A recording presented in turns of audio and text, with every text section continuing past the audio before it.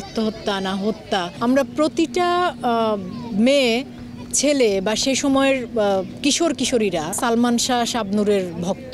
তার চলে যাওয়া নিঃসন্দেহে আমাদের চলচ্চিত্রের জন্য এটি বড় আঘাত। সালমান শাহর প্রসঙ্গ আসলে যেটা হয় যে তিনি যখন মারা যান 96 সালে 6 সেপ্টেম্বর, আমার খুব স্পষ্টভাবে মনে আছে, কারণ আমি সে সময় টিভিতে সিনেমা দেখছিলাম বিকেল 5টার সিনেমার খবরে। আমি তখন ক্লাস 9-এ পড়ি। আর তখন আমি একেবারেই দর্শক, মানে আমি এই একটা স্কুল পড়ুয়া মেয়ে, তো এই অঙ্গনের কেউ না, তাদের মানে এই অঙ্গনের সবাইকে আমি পর্দায় দেখি। এবং আমাদের সেই সময়টা আমি বলছি, মানে আমার স্কুল টাঙ্গাইলের সখীপুর গার্লস হাই স্কুল।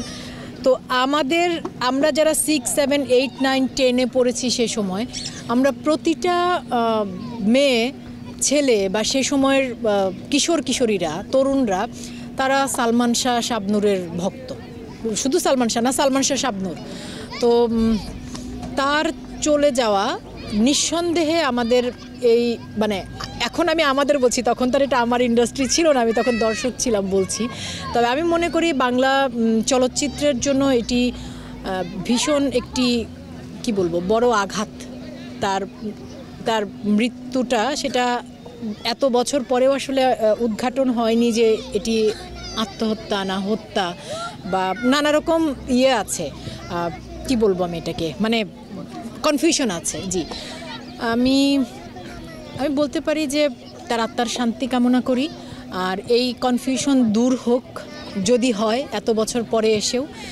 আর একজন তার দর্শক ভক্ত হিসেবে আমি মনে করি যে তিনি যদি বেঁচে থাকতেন তাহলে হয়তো মানে তার চলে যাবার পর একটা সময়ে আমাদের বাংলা সিনেমা বেশ একটা কি বলবো আমি, হয়তো সেরকম মানের কাজ হয়নি, এরকম একটা সময় গেছে। হয়তো তিনি বেঁচে থাকলে ওই সময়টার মধ্য দিয়ে আমাদের বাংলা সিনেমাকে যেতে হতো না, আরও অনেক অসাধারণ কাজ আমরা পেতাম তার কাছ থেকে। তার মাধ্যমে আমাদের চলচ্চিত্র আরও হয়তো সামনের দিকে যেত। দেশে দেশে সবার সাথে দ্য নিউজ।